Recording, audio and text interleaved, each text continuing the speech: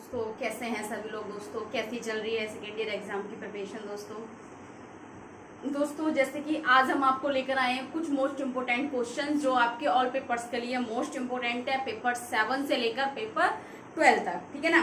तो दोस्तों कुछ क्वेश्चन सीरीज के माध्यम से हम आपको पार्ट ए और पार्ट बी की प्रिपरेशन करा रहे हैं। तो दोस्तों देखिए, आज का क्वेश्चन सीरीज रहेगा 25 से लेकर 45 तक, यानी कि पूरे के पूरे टोटल आप बात कर सकते हैं। तो 20 प्रश्नों पर आज भी बात की जाएगी हमेशा की तरह।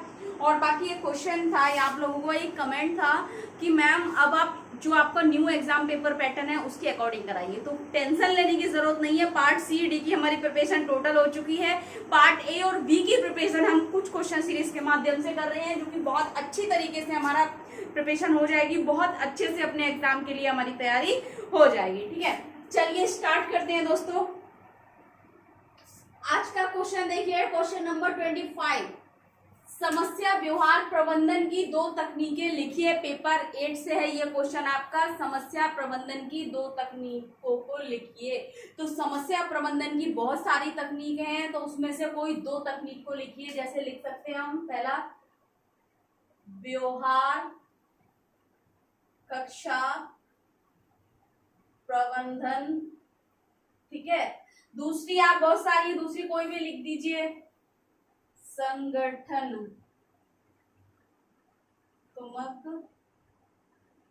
प्रशिक्षण। ठीक है, दूसरा क्वेश्चन है आपका क्वेश्चन नंबर 26। देखिए, औपचारिक शिक्षा का एक उदाहरण, यानी कि आपको एक एग्जांपल देना है कि ये शिक्षा फॉर्मल एजुकेशन का एक एग्जांपल देना है। तो फॉर्मल एजुकेशन का एक नियमित विद्यालय, नियमित विद्यालय। ठीक, नेक्स्ट देखिए क्वेश्चन नंबर 2। क्वेश्चन नंबर 27 देखिए, रमसा का विस्तार करें, यानी कि रमसा का आपको क्या करना है, एक्सटेंड करना है उसको। उसकी शॉर्ट फॉर्म दे रखी है, तो उसको फुल फॉर्म में आपको बताना है कि रमसा का विस्तार क्या होगा। तो रमसा का होगा राष्ट्रीय माध्यमिक शिक्षा अभियान। ठीक है, पेपर 7 का है ये। पेपर 7 का है, नहीं पेपर 7 का नहीं है ये, पेपर 11 का है। ठीक है ना, पेपर 11 के लिए मोस्ट इंपोर्टेंट है। क्वेश्चन नंबर 28 देखिए, बहु विकलांगता को परिभाषित कीजिए। 2 नंबर में पूछा जा सकता है आपको, बहु विकलांगता को परिभाषित कीजिए। कैसे करेंगे, 2 या 2 से अधिक प्रमाणित विकलांगता बहु विकलांगता है। 2 या 2 से अधिक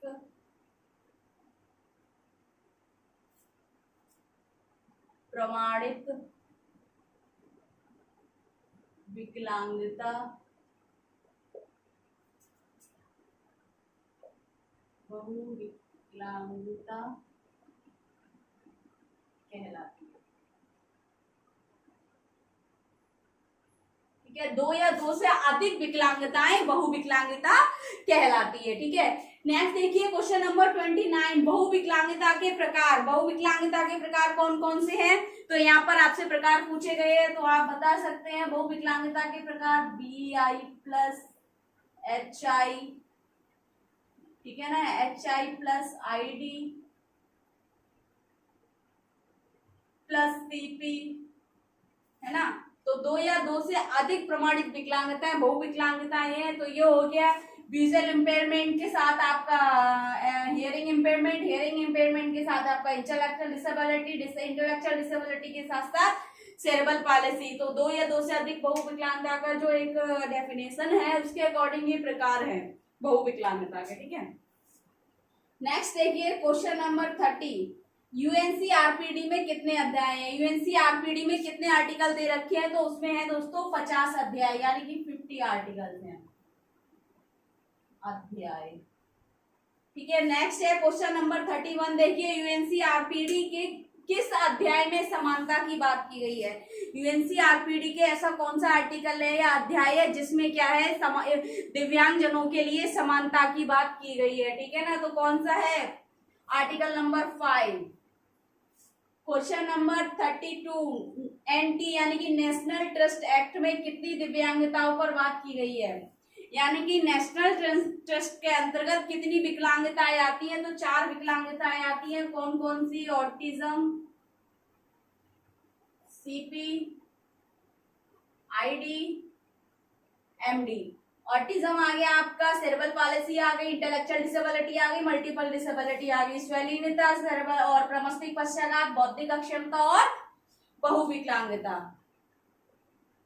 नेक्स्ट देखिए क्वेश्चन नंबर 33, आरपीडब्ल्यूडी एक्ट में कितनी दिव्यांगताओं की बात की गई है? तो आरपीडब्ल्यूडी एक्ट में 21 प्रकार की विकलांगताओं की बात की गई है। ठीक है ना, 2 नंबर में पूछा जाएगा, आपको बताना नहीं है कौन कौन सी, केवल 21 प्रकार की। नेक्स्ट देखिए क्वेश्चन नंबर 34, मानव संसाधन विकास मंत्रालय की स्थापना कब हुई? मानव संसाधन विकास मंत्रालय की स्थापना हुई थी आपकी 26 सितंबर 1985 में। ठीक, नेक्स्ट देखिए क्वेश्चन नंबर 35, राष्ट्रीय न्यास की स्थापना कब हुई? यानी कि नेशनल ट्रस्ट एक्ट की स्थापना कब हुई? तो 1999 में। ठीक, नेक्स्ट है आपका क्वेश्चन नंबर 36, किस शिक्षा प्रणाली में समान अवसर, समग्र शिक्षण, समान भागीदारी का अवसर प्राप्त होता है? ऐसी कौन सी शिक्षा की प्रणाली है जिस शिक्षा प्रणाली में छात्रों को समान अवसर, समग्र शिक्षण, सभी के लिए शिक्षण यानी कि विशेष आवश्यकता वाले बच्चों के साथ साथ सामान्य बच्चों का भी शिक्षण हो रहा है, समान भागीदारी मिल रही है, जो कार्य या जो उनको अधिकार या कोई भी किसी चीज में भागीदारी सामान्य बच्चों की हो रही है, उसके साथ साथ दिव्यांग बच्चों की भी हो रही है और उनके लिए समान अवसर प्राप्त हो रहा है, वह शिक्षा प्रणाली आपकी समावेशी शिक्षा प्रणाली है। समावेशी शिक्षा। ठीक, नेक्स्ट देखिए क्वेश्चन नंबर 37, समावेशी शिक्षा में शामिल किया गया है। समावेशी शिक्षा में किसे शामिल किया गया है? समावेशी शिक्षा में सामान्य बच्चे हैं, उस स्कूल को हम कह नहीं सकते कि समावेशी शिक्षा या शिक्षा की प्रणाली है। जिस शिक्षा प्रणाली में विशेष आवश्यकता वाले बच्चों को शामिल किया गया है वह शिक्षा प्रणाली समावेशी शिक्षा प्रणाली है। अब वो कह रहे हैं समावेशी शिक्षा में किसे शामिल किया गया है? या शामिल किया गया है तो विशेष आवश्यकता वाले बच्चों को, विशेष आवश्यकता वाले छात्रों को या फिर सभी को। अगर आपको ऑप्शन में ये दिखे, जैसे ये क्वेश्चन आ जाए समावेशी शिक्षा में शामिल किया गया है, एक होगा सामान्य बच्चों को, दूसरा ऑप्शन मिलेगा विशेष आवश्यकता वाले बच्चों को, तीसरा ऑप्शन मिलेगा सभी को और चौथा ऑप्शन मिलेगा आपको कि प्रतिभाशाली बच्चों को। तो आप क्या करेंगे, उसमें केवल विशेष आवश्यकता वाले बच्चों को नहीं, आप सभी पर लगा कर आएंगे।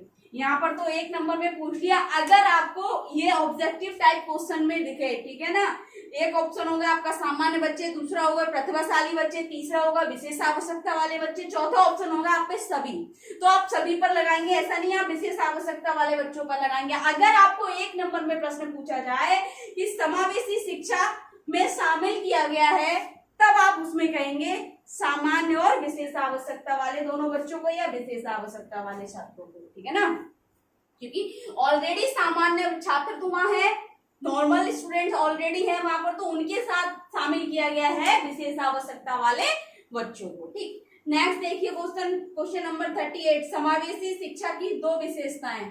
तो 2 विशेषताएं कौन कौन सी? एक तो आ गया आपका समान भागीदारी का अवसर और उसमें आ जाएगा विविधता, विविधता। ठीक है, ये 2 उसकी विशेषताएं आ जाएंगी। विविधता किसमें होगी? छात्रों में होगी, पाठ्यक्रम में होगी, कार्य प्रणाली में होगी, शिक्षण नीतियों में, बहुत सारी, मतलब हर किसी कार्य में समावेशी शिक्षा में पृथक्करण नजर आएगा उसमें आपको। ठीक है, विविधता या भिन्नता नजर आएगी। क्वेश्चन नंबर 39 देखिए, वस्तुओं की अपेक्षा विचारों पर बल देना किस दर्शन की विशेषता है? यानी कि इसमें आपको शिक्षा दर्शन से जो हमने प्रकृतिवाद, आदर्शवाद, प्रयोजनवाद, यथार्थवाद ये सब किए थे ना, मानववाद, तो उसमें कह रहे हैं वस्तुओं की अपेक्षा विचारों पर बल किस दर्शन में दिया है? तो वस्तुओं की अपेक्षा विचारों पर बल आदर्शवाद का विशेषता है ये। ठीक है, नेक्स्ट देखिए क्वेश्चन नंबर 40, आदर्शवाद का पिता किसे कहा जाता है? आदर्शवाद का पिता प्लेटो को कहा जाता है। ये बहुत ही ज्यादा मोस्ट इंपोर्टेंट क्वेश्चन है, आप समझ रहे हैं, पार्ट ए और पार्ट बी के लिए। 2 नंबर में भी पूछे जाने वाले प्रश्नों के लिए भी है ये, और 1 नंबर में भी प्रश्न जो आपके आ रहे हैं उनके लिए भी है। अब ये आप पर निर्भर करता है कि आप उसको कैसे लिखेंगे। अब अगर ये आपका प्रश्न पूछ लिया, यहाँ पर मैंने एक शब्द में दे दिया, लेकिन वहां 1 या 2 वाक्यों में पूछा है आपसे, ठीक है, पार्ट बी में, तो आप इसकी शिक्षा प्रणाली में समान अवसर, समग्र शिक्षण, समान भागीदारी का अवसर प्राप्त होता है, तब आप 2 नंबर में इसका आंसर कैसे देंगे? समावेशी शिक्षा के अंतर्गत, यहां से लिख देंगे, आप पूरा उतार देंगे, समझ रहे हैं, इस तरीके से आपको आंसर देना होगा। 1 नंबर में पूछेगा तो आप इस तरीके से देंगे, समावेशी शिक्षा आपको ऑप्शन मिल जाएगा उसमें दिया हुआ, तो वो आपके ऊपर डिपेंड करता है कि आप क्वेश्चन का आंसर कैसे देंगे। क्वेश्चन नंबर 41 देखिए, आदर्शवाद के 2 गुण लिखिए। आदर्शवाद के कौन से 2 गुण हैं? आदर्शवाद के 2 गुण, तो एक तो है ये इसका सत्यम शिवम सुंदरम की रचना करना, सत्यम शिवम सुंदरम की रचना करना, और दूसरा है आध्यात्मिक जगत को सत्य मानना। आध्यात्मिक जगत को सत्य, बहुत सारे हैं, ठीक है ना। नेक्स्ट देखिए क्वेश्चन नंबर 42, कौन सा दर्शन एक तत्ववादी है? तो कौन सा दर्शन एक तत्ववादी है? प्रकृतिवादी जो है, यह प्रकृतिवादी दर्शन एक तत्ववादी है, प्रकृतिवाद, ठीक। नेक्स्ट देखिए क्वेश्चन नंबर 43, मानवीय शक्तियों में विश्वास रखने वाला दर्शन कौन सा है? यानी कि जो दर्शन मानव शक्तियों में, यानी कि हम में, आप में, व्यक्तियों में, यानी कि यथार्थवाद हम कह सकते हैं, जो अनुभव पर विश्वास रखता है, व्यक्ति द्वारा किए गए कार्य पर विश्वास रखता है, आत्मनिर्भर रहता है, ठीक है ना, स्वयं पर निर्भर रहता है, तो जो मानवीय शक्तियों पर निर्भर रहता है या मानवीय शक्तियों पर बल देता है, कौन सा दर्शन है? मानवीय शक्तियों में विश्वास रखने वाला दर्शन है आपका प्रयोजनवाद, ठीक है, प्रैग्मैटिज्म। नेक्स्ट देखिए क्वेश्चन नंबर 44, पैराप्लीजिया सीपी में कौन सा अंग प्रभावित होता है? पैराप्लीजिया प्रभावित अंगों के अनुसार ये सीपी का एक प्रकार है। पैराप्लीजिया सीपी में कौन सा अंग प्रभावित होता है? व्यक्ति के दोनों पैर प्रभावित हो जाते हैं, दोनों पैर, ठीक है, किसी में दोनों पैर प्रभावित होते हैं। एग्जाम्पल के लिए देखिए आप, इसमें आपके दोनों पैर प्रभावित हो जाएंगे, ठीक है, पैराप्लीजिया में, ठीक है। और मोनोप्लीजिया में कोई एक अंग प्रभावित होता है, ठीक है। डाइप्लीजिया में कोई 2, हेमोप्लीजिया में एक तरफ का आधा शरीर या एक हाथ एक पैर, ठीक है। क्वाड्रिप्लीजिया में कोई 3, और अगर हम मिक्स्ड की बात करें तो पूरा शरीर प्रभावित हो जाता है, ठीक है ना। नेक्स्ट देखिए 45, क्वेश्चन नंबर 45, सीपी का वर्गीकरण कितने भागों में किया गया है? तो सीपी का वर्गीकरण कितने भागों में किया गया है? 3 भागों में बांटा गया है। पहला है आपका तीव्रता के अनुसार, ठीक है। दूसरा है आपका प्रभावित अंगों के अनुसार, प्रभावित अंगों के अनुसार, ठीक है। तीसरा है आपका चिकित्सीय लक्षणों के अनुसार, चिकित्सीय लक्षणों के अनुसार, ठीक है। तीव्रता के अनुसार आपको पता है माइल्ड, मॉडरेट, सीवियर। प्रभावित अंगों के अनुसार मोनोप्लीजिया, हेमोप्लीजिया, क्वाड्रिप्लीजिया, पैराप्लीजिया, है ना। और इसमें आ जाएगा चिकित्सीय लक्षणों के अनुसार, इसमें एथेरोइड, स्पास्टिसिटी, अटैक्सिया, मिक्स्ड, ये सारी चीजें आ जाएंगी, ठीक है। तो दोस्तों ये आज हमने पूरे 20 प्रश्नों पर बात कर ली है, जो कि आपके पार्ट ए और पार्ट बी के लिए बहुत ही ज्यादा मोस्ट इंपोर्टेंट है। ये पार्ट ए और पार्ट बी के लिए, दोनों के लिए वेरी वेरी मोस्ट इंपोर्टेंट है। 1 नंबर में पूछे जाने वाले और 2 नंबर में पूछे जाने वाले सभी प्रश्नों के लिए बहुत ही ज्यादा महत्वपूर्ण प्रश्न है। और इसके अलावा भी अगर आपको कुछ डाउट लग रहा है, कुछ पूछना है दोस्तों, वैसे ना डाउट होना चाहिए ना ही कुछ मतलब आपका क्वेश्चन से रिलेटेड क्वेश्चन होना चाहिए आपका, क्योंकि क्या है ना, आपका पार्ट सी डी तो क्लियर हो चुका है, क्योंकि बहुत अच्छे से मैं आपको बता चुकी हूँ कि कौन सा मोस्ट इंपोर्टेंट टॉपिक रहेगा, कौन सा मोस्ट इंपोर्टेंट क्वेश्चन रहेगा। अगर आपके पार्ट ए और पार्ट बी की बात करूं तो ऐसा कोई सा क्वेश्चन नहीं छूटेगा जो आपको लगेगा कि आपका क्वेश्चन पेपर आया आपका एग्जाम में और मैम ने नहीं कराया। तो उससे रिलेटेड हर एक टॉपिक से यूनिट से आपका एक छोटा छोटा क्वेश्चन मैं आपको बनाकर लेकर आ रही हूँ। बाकी कुछ इसके अलावा भी आपका कुछ डाउट रहता है तो कमेंट बॉक्स में जाके कमेंट करें, ज्यादा से ज्यादा वीडियो लाइक करें, चैनल को सब्सक्राइब करें, बेल आइकन को प्रेस करें ताकि नेक्स्ट आने वाली क्लास आप तक पहुंचती रहे। दोस्तों ऑल द बेस्ट।